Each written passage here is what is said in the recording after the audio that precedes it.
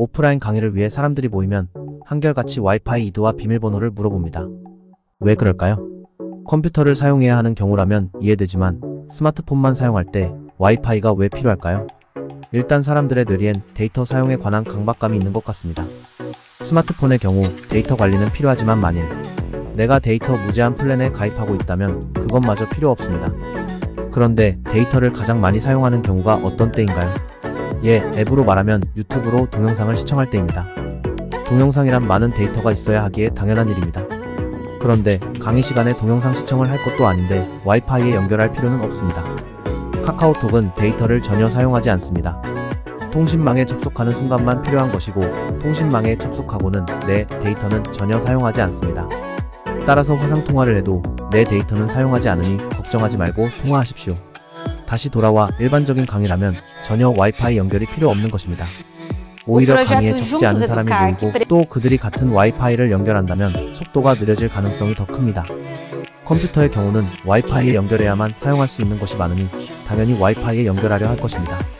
그런데 이때도 그 현장의 와이파이를 이용할 필요 없이 내 스마트폰의 핫스팟을 이용하면 됩니다.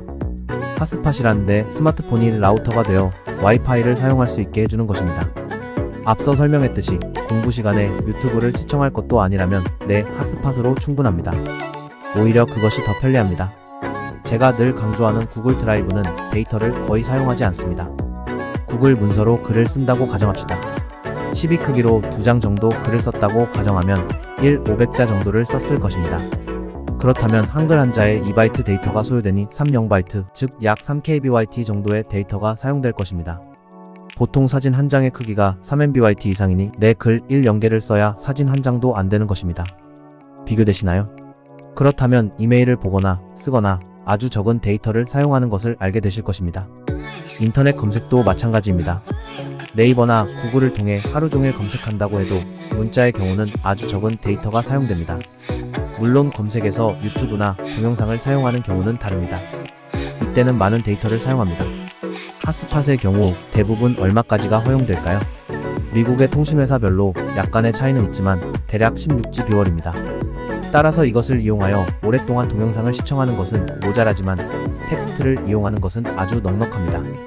또한 이 용량을 초과하면 속도를 떨어뜨리지만 제한하지는 않습니다. 따라서 여러분이 이 핫스팟을 잘 이용하면 된다는 이야기입니다. 저는 어디에 가든지 장기적으로 머무는 경우를 제외하곤 와이파이를 물어보지 않습니다. 제 핫스팟을 사용하기 때문입니다. 핫스팟을 가장 멋지게 사용하는 경우는요? 외국에서 온 친구 스마트폰을 핫스팟으로 연결해서 카톡도 이메일도 체크하고 사용할 수 있게 해주는 것입니다. 배우는 목적은 잘 활용함에 있음을 잊지 마십시오. 감사합니다.